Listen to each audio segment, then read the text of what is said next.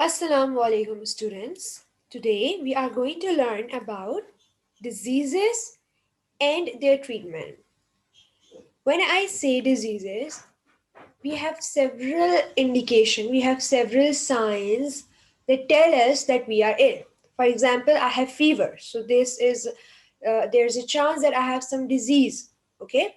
So if we have some symptoms, if we have some signs, if we have some indication, then we will say that I or we or he or she have a disease.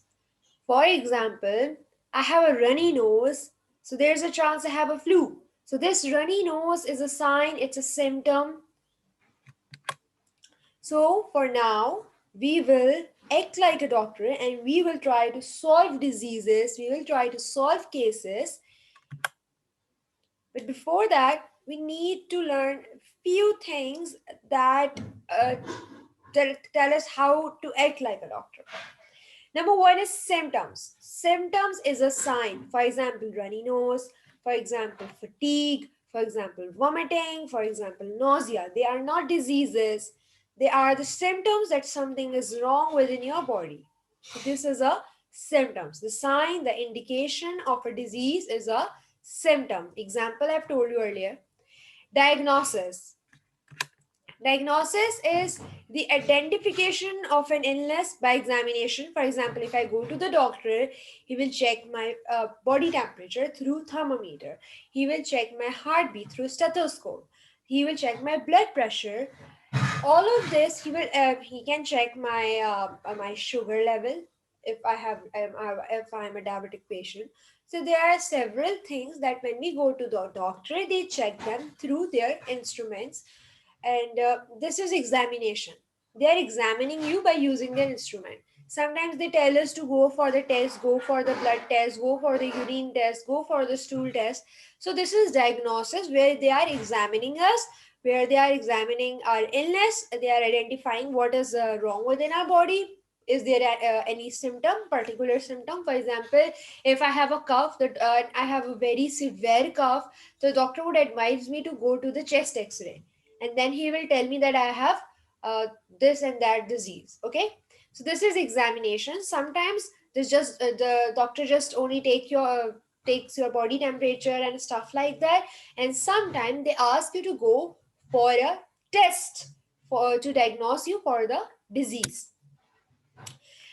The other is the producer of a disease. A disease, there are many causes for disease. For example, if I have a disease and I have a flu, I'm sorry, for example, I have a runny nose and sore throat, then the first thing that comes into your mind would be that, teacher, you have flu because you have the following symptoms and you have a flu. So the flu is caused by the flu virus. So the flu virus is the causative agent of the flu. The tuberculosis bacteria is the causative agent of the tuberculosis. Okay, so it means the one that is producing the disease, the one that is causing the disease, will come under the heading of cause. Okay, treatment. Treatment is the doctor will tell you the what you have to eat, what is the medication you have to follow, what is the diet you have to follow, and what are other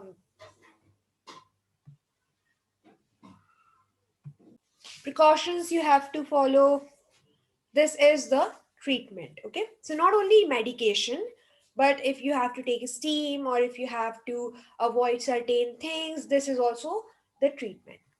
Prevention is how to cure this disease before it's going to happen. For example, if I want myself to be prevented from the flu, I would wear mask, I would wash my hands, I would not touch my face because the flu virus will spread through my nose, through my mouth. So things like that. If I don't want to get something like diarrhea, which is caused by dirty water, dirty food, I would avoid eating such food. So this is prevention. You don't want it to happen. You are trying to prevent it. So that is the prevention before the disease. The steps you are taking before the disease, the measures you are taking before the disease. That is the prevention. Okay. Now I'm giving you one example because we all are very much aware of the COVID. So, what are the symptoms of COVID? The runny nose, the cough, a pain in the body, headache, and symptoms may vary. But these are the common symptoms of coronavirus. Okay. Now, diagnosis. If you go to the doctor, he would advise you to if you have severe cough, so he would advise you to go for the x-ray. He would advise you to go for the COVID test. He will ask you the symptoms. What are the symptoms? Do you have cough? And all of this stuff. Do you have cough? Do you have fever? Do you have high grade fever or do you have low grade fever? And he will check himself the fever. And do you have a body pain? He will ask these questions. He's examining us and he is asking us to go for a test, for several tests. He may advise us to go for the COVID test, for the x-ray, chest x-ray. All of this will come under the heading of diagnosis. Then we have cause. We very much know that the causative agent of COVID is coronavirus. Okay, so that coronavirus would be the cause. Now, the treatment. Doctor would advise, if the disease is not severe, he would give us few medicines to slow down the fever, to slow down the symptoms. But if we have severe, he will give antibiotics to us. He will advise us to isolate ourselves. This is also treatment. Okay, he will advise us to take things like fluid. The food that has fluid, he will advise us to take fruits because they have minerals and vitamins which we need in COVID. And he will advise us to drink soup and stuff like that. That would be in the treatment. And prevention, we are very much aware about the prevention of COVID, social distancing, do not shake hands, and these things. Okay. So now we are going to solve a case. We are going to solve three cases today. The one is 3-year-old Huma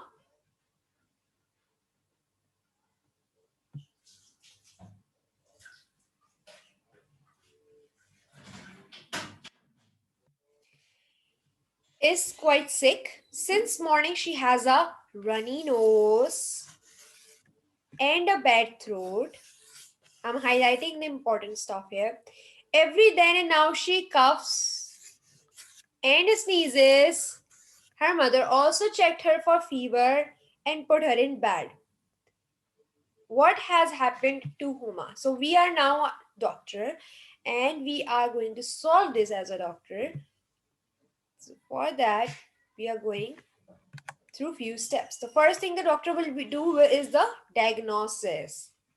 We diagnosed it as a common cold because she has runny throat, cough, sneeze, fever. This will come under the common cold. Because we are doctor, and if we are doctors, so we know that who is causing that disease.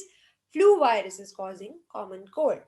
Treatment, because cold come and go frequently, so we don't need much medication for that. So we would just advise her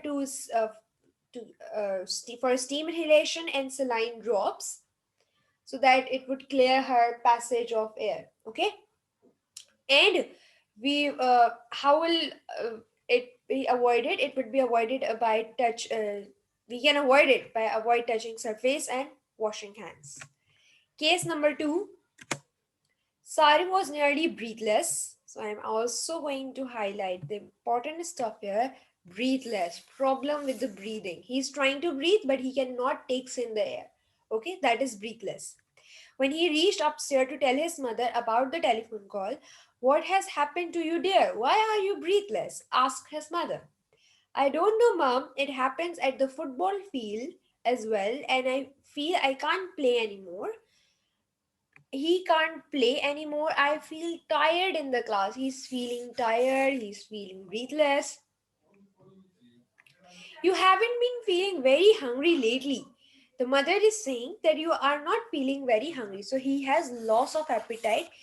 He don't feel hungry anymore. So he has three symptoms. He's breathless, he's feeling tired, and he is not hungry, which means he has loss of appetite. Okay, now we are going to solve it as a doctor. The diagnosis would be blood tests because there is a disease known as anemia in which there is decrease in the total amount of red blood cells. What are red blood cells? They are the one that carry oxygen and gives red color to your blood. And if we have low level of red blood cells, it means we have low level of oxygen. That is why he was feeling sick. That is why he has shortness of breath. That is why he was feeling tired, and that is why he was not feeling hungry, because he has low level of oxygen in his blood.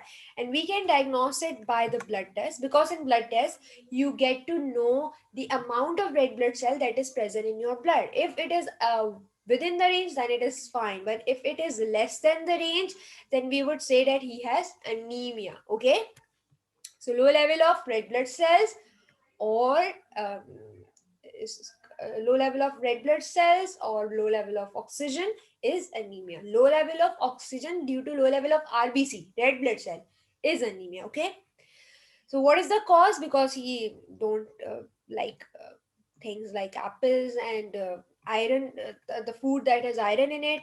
If we don't eat food like apples, so we will have low level of iron in our blood. That is the reason of anemia.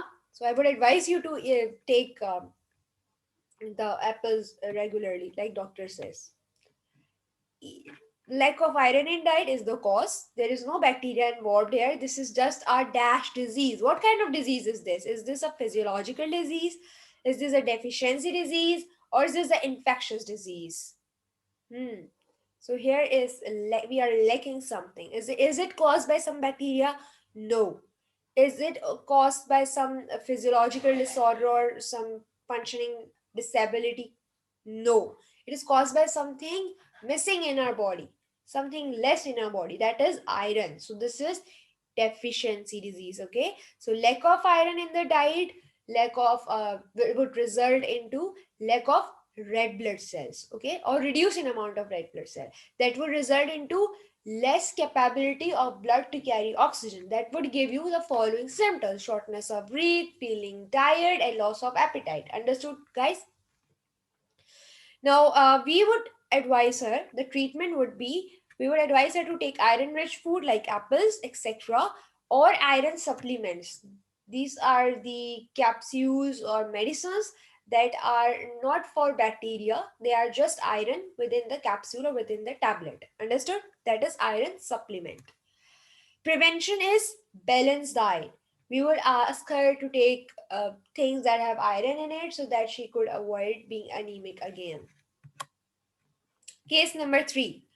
Oh, it is embarrassing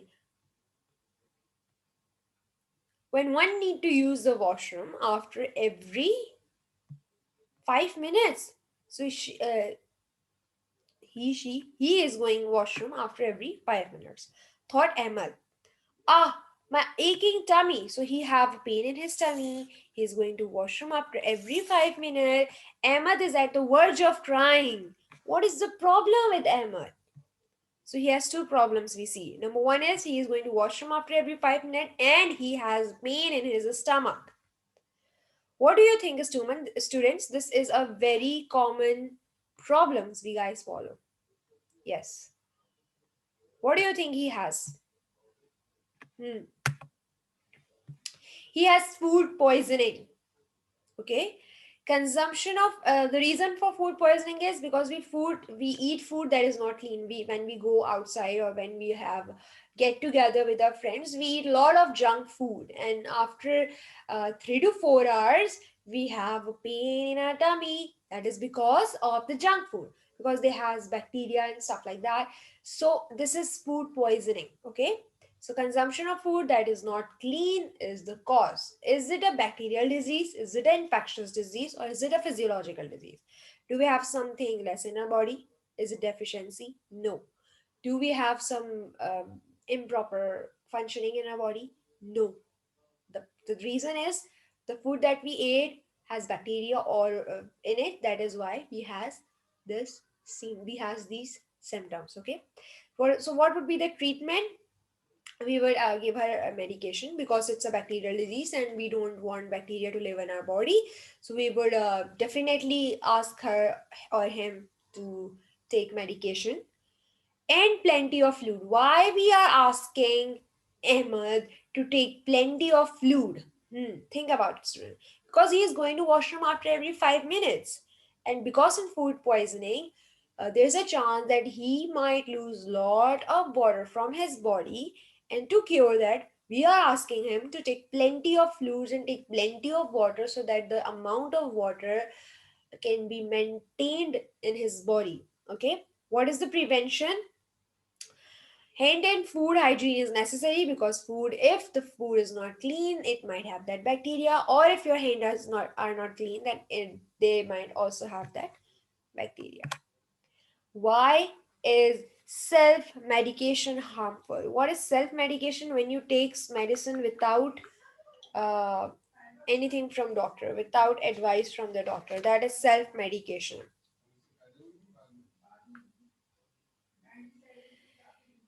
Potential risk of self medication practices include incorrect self diagnosis, because sometimes we think we have this disease, sometimes we think we have cold flu, but it might be the COVID. So this is why we don't know what we are not very much aware of the disease. So we might take wrong medication. So incorrect self diagnosis is one factor. Adverse reaction, because we if for example I'm just giving you example that if we are taking medicine A, okay, it's a self medication plus medication B, both will lower your blood pressure, for example, and you are taking both at the same time, so your blood pressure will be severely low. So this is self medication. You don't know what will be the effect. You don't know if you are taking two medicines at the same time, what will happen to you. You don't know at what time you should take the medicine, before meal or after meal. So there are certain factors, there are many factors which we don't know. So we should avoid self medication in the first place. Dangerous drug interaction, incorrect manner of administration. For example, if you have to take 1 teaspoon, but because you are not aware, you are taking 2 teaspoons at the same time. So it would have adverse reaction in your body. So that is why we should avoid self medication. Students, I hope you understand the diagnosis, causes, treatment, and prevention of a disease. Until then, take care. Allah Hafiz.